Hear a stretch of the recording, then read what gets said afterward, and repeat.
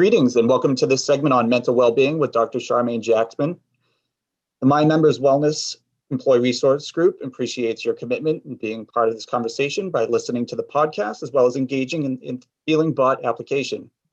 Dr. Jackman is a Harvard-trained licensed psychologist with over 23 years in the mental health field. She currently serves as the Dean of Health and Wellness at Boston Arts Academy and the only Boston Public High School for Visual and Performing Arts. Dr. Jackman is the founder and CEO of InnoPsych, Inc., an organization on a mission to change the face of therapy and to promote wellness and healing for people of color. InnoPsych, Inc. was awarded the 2019 Citizens Bank Small Business Community Champion Award for increasing access to therapy through its online therapist color directory. As a change maker, Dr. Jackman is passionate about the intersection of psychology, mental health, and DE&I, and has created social impacts initiatives that support community members and mental health professionals. Dr. Jackman is the recipient of the 2020 American Psychological Association's PLC Diversity Award. Dr. Jackman loves talking about mental health and has been featured in both print and TV media outlets locally and nationally. Hello, my name is Jonathan Valaire, Head of Employee Experience for the combined organization of Harvard Pilgrim Healthcare and Tufts Health Plan. I'm excited to be hosting this conversation with Dr. Jackman.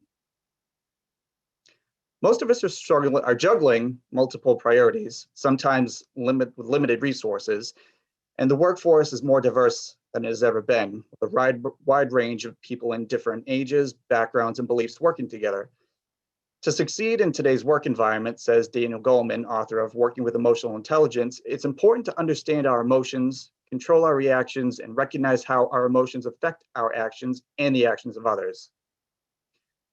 Dr. Jackman, when you think of the diversity at an organization and the multiple ways emotions are expressed, how do we cultivate an organization culture where we provide the resources for employees to feel safe to express their emotions while contributing to the success of the organization? Hi, Jonathan. Thank you so much for that question. And it's great to be here again on this podcast. So I'm a psychologist, right? So I breathe, live emotions. That is kind of our bread and butter.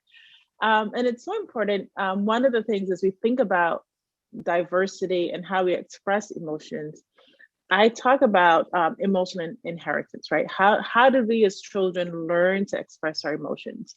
And I want to start there because I think that is the foundation for how this then plays out in the work later on when we become adults. So, and we have to look at it through a cultural lens. I think it's very important as well. And so if we don't understand or recognize that within every family, within different cultures, that people have a way of communicating their feelings, we can miss a lot or misjudge, misunderstand what people are bringing to the table. For example, my husband is Haitian, I'm Barbadian. When I first met at family gatherings, there would be these loud conversations, people talking over each other. If you didn't understand, you'd think they were arguing and these people didn't like each other at all, right? But that was how they communicated. That's part of the culture. Everybody, you got to be the loudest to get your story in there. And if you show up to work and you might be then someone, you may interrupt or jump in, people might then misjudge you as, you're rude or, have all these things, but they're not looking at it through a cultural lens. So I think that's really important, particularly in workplaces where, there's a lot of attention around implicit bias and the assumptions that we make about people. So I think that is also at play when we think about how people express their emotions. We know there's certain groups or people that are stereotyped. For example, Black women, when they express their points with passion, can often be seen as aggressive. So these are all things that play out when we're at work, in a meeting, in a conference room, and we're coming from different styles, coming from different childhood experiences in terms of how we talk or express our emotions. And if we only value one particular style, or if we don't take the time to understand how each of us have different styles in that place, we can very easily misjudge and misunderstand each other. So I think that is the work, right? That is the work. And so, for example, when I'm bringing a team together for the first time, we talk about communication, how we express ourselves. And I also make one of the things that we do at the beginning of every meeting that I lead is we do a check-in. We talk about, and we there are different prompts, right? Some things like what are you feeling today, or what's your emotion in terms of the weather. So there are ways that we kind of touch base and connect with each other, but it helps kind of, again, promote that language of let's talk about what's going on for us. Let's bring that to the table, because it does impact the way that we communicate, the way that we work. If you're having a bad day, it's good for me to know as a coworker that you're struggling, because then I might leave you alone, or I might give you some space, right? So that's why understanding emotions and how it connects to communication in the workplace is really important. Interesting to consider the point about emotions and responding to emotions is learned behavior, and that there are specific cultural considerations that you need to look at when navigating emotions, especially in the workplace. Definitely. So switching gears here, researcher Sigal Barsade observes, you bring your brain to work, you bring your emotions to work, feelings drive performance. Would you talk to the ways we can become more aware of our emotions and to recognize and identify the feelings we're having so that we understand what triggered them and learn to manage them more effectively? Yes, for sure. And as a parent, putting that psychology stuff behind, as a parent, I am dealing with emotions very often. I have 2 young children. And it's like I'm this emotion, I'm crossing guard, right? And before we can even think about supporting someone else, it's really important for us to know and recognize our own emotions, what triggers us, what are the situations that trigger us, when do we do best, when are we best able to regulate our own emotions, right? So again, really important to be on naming our emotions. I remember a few years there's a movie called Inside Out, right, with the different characters, happy, sad. I think those are really good, but those are kind of the generic emotions. And if that's the extent of your emotional vocabulary, it's very limited, right? So there's such a variation in our emotions. So those are some of the primary ones. But within each emotion, and I was actually having this conversation with my daughter yesterday, there is this intensity, right? So there's happy, but you could go to one end where you're ecstatic, right? Where it's extremely excited. Or it could be like there's joy. There's so many variations with that. And it's so important to really understand and be able to respond in a situation with the right level of intensity. And so I'm picking on my daughter a little bit, but like her brother's a little bit annoying. But her response to everything is like a 10, burn the house down.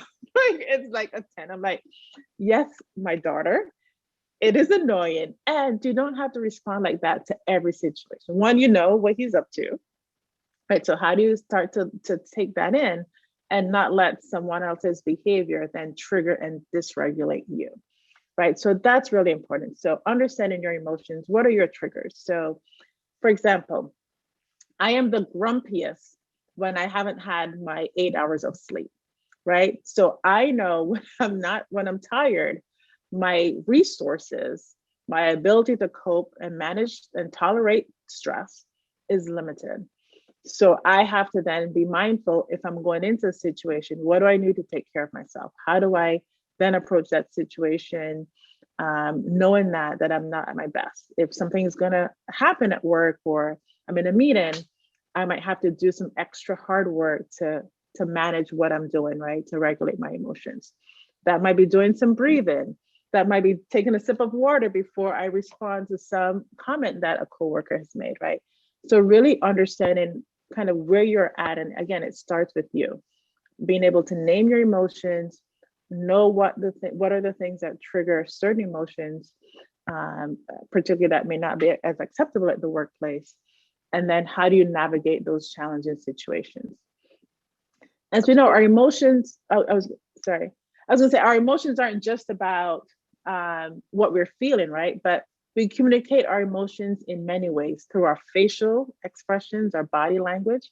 We walk into a room, there's an energy that comes with us. And so people might, and for me, again, I'm very focused on people's body language and their mood. So I'm already reading, what is this person bringing in? What is the energy that they're bringing in? So I am paying attention to all of that.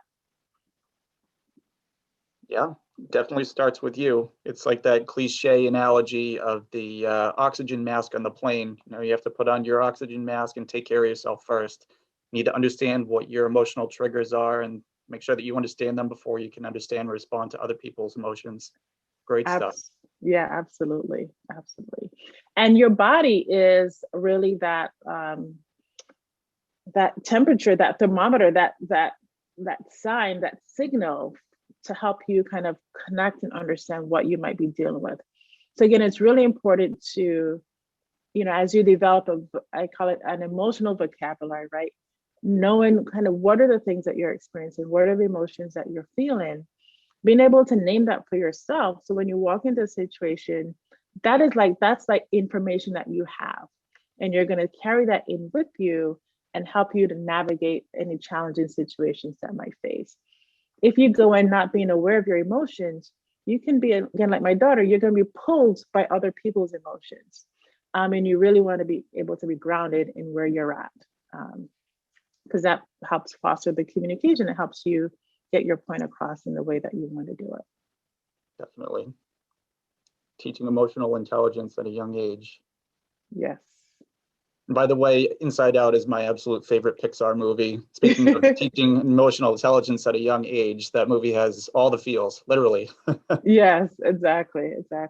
And there are lots of, I would say there are lots of apps out there as well that for adults and for kids, you know, if there are parents out there who are listening, to help to build that language. And again, it's an ongoing process. And as we navigate these really trying times during COVID and the racial injustice, we can find ourselves just feeling a range of things, or sometimes not even feeling. I was actually having this conversation with some colleagues earlier, is that with the COVID and all the racial injustice, there's so much negative energy, right? So many negative things happening. And it can be very easily to tune those out and to numb yourself to those emotions, right? So in a way, you kind of stop feeling, but it's protective, right? There's a part of it that's protective. It's like, your body's like, I can't take anything else. So I'm not just going to feel. And I think that's important to notice for yourself if you're experiencing that, because you definitely want to be able to tap into that. There's just really delicate balance with being emotionally minded and understanding and being able to name your emotions, and not to the point where you are numbed by emotion because it's just too much going on. So, you know, numbness is definitely a sign that we watch for as a mental professional. Can be a sign of depression, anxiety. So you don't want to move on too much with just the numbness, right? The checking out. You want to be in touch with emotion and not let it overwhelm you. So there's this very delicate balance. And again, really knowing, you know, understanding your emotions, and then thinking about things that you can do to help navigate those really difficult times or those tough emotions is really important as well. For sure. Managing your emotions so they don't manage you. There you go. Very good. So thinking back to session 1, you talked about the spectrum of emotions. In what ways can we sensitize to the emotions that might cause us to be less productive? Yeah, so one of the things that we touched a little bit on, and I wanted to do a little bit deeper dive here, is talking about the window of tolerance. And that's it's actually a very beautiful graphic. It really talks about what happens when we get triggered by emotion. So there's this window that's a green, right? So there's this, there's this amount of space that you have that allows you to cope and manage with stress. When you are overwhelmed with emotion or triggered, activated, there are two things that can happen. You can either become hyper aroused, and that where you might see people be more upset, angry. You might see those very active emotions. We think about it as a flight fight response. So people might express anger, frustration very actively, or you can become hypo aroused. And that's kind of the numbing. We see people kind of vegetate, fall asleep, kind of stay in bed. So those are ways in which we are, when we're overwhelmed with our situation, people might respond in one or two of those ways. And really the important part is really understanding your window of tolerance, that's your ability to manage and tolerate stress. And if it's a small window, what are the things that you can do to expand that so you can navigate more situations? But you're also providing yourself tools so you are not caught up in, again, either other people's emotions or having difficulty managing what's going on for you, that you're not caught off guard with your own emotions. So I think that's a really important graphic and idea to think about your emotional regulation. And then the ways that you can help kind of navigate and manage, you build that window of tolerance. One of the things I talk a lot about and I work with my clients is the idea of mindfulness. And that's really about developing strategies that help you be more present focused, help you learn relaxation techniques, and really comes to looking at yourself through a lens that's non-judgmental and filled with self-compassion. And it's so funny because I was reflecting with some friends lately. I've historically been a person very high achieving. I'm like on the go, always busy, doing too much, probably a lot of stress, right? But I've noticed, like, during this time, I've really been practicing mindfulness, and I noticed that my patience level is really cool. I'm becoming this patient person. I was at the doctor's office yesterday, and you go to the doctor's office, you always have to wait. And historically, I'm not a person who likes to wait. So I would be like, if I have to wait, the attendant, I'm like going out in my room, okay, where's the doctor? Like, are they coming?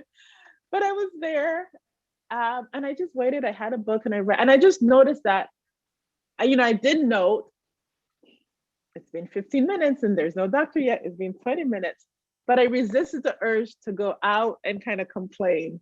And that, for me, that's huge, right? That's like, oh, this thing actually works, right? This mindfulness, I was able to distract myself. I was reading, writing, doing some journaling. So the things that I was doing that was helping me manage those moments. So it doesn't mean that you don't get stressed or you don't get those emotions anymore. They're there, but you're better able to manage them. And so I think that's a great example, just from my own experience, is that when you use these techniques over time, you notice that you're able to develop strategies and manage difficult emotions that you don't get pulled by the wave. You're able to navigate that and tap into strategies that help you settle in to those situations in a better way. Great strategies there, especially the mindfulness. That's super critical. I do want to remind our listeners that there are a number of resources on mindfulness and meditation on our combined company intranet, as well as our heritage company internet pages. So you'll find those extremely useful. Thank you. So Dr. Jackman, to wrap up our podcast today, what is one coping strategy you'd like to share to leave our listeners with? So this is one that might seem a little unconventional, maybe, I don't know. But one is, I would say, sleep. And the reason for that is, again, our sleep really, it's a way that our mind gets rest and our bodies get rest. And if we're not having adequate sleep, it's really hard to manage our emotions. It's just hard. You just can't do it. And so I would say getting that 7 to 8 hours of sleep is crucial. It helps with memory. It helps with emotional regulation. It actually curbs hunger and many things like that. So the sleep has such a holistic impact on our bodies. And I'm one who is, I'm one, it's a work in progress for me, right? And that's why that's why I can connect to it so well. But it's really important. And I see when I have a good night's sleep or a good week's sleep, I'm a different person. And so I just encourage you to sleep well. Definitely, sleep is super important. Like you said, it has a holistic impact on our well-being. So everyone try to get more sleep. Yes, for sure. Dr. Charmain Jackman, thank you so much for joining us at today's podcast on emotions and productiveness. Thank you again. Thank you. It's a pleasure to be here. Likewise.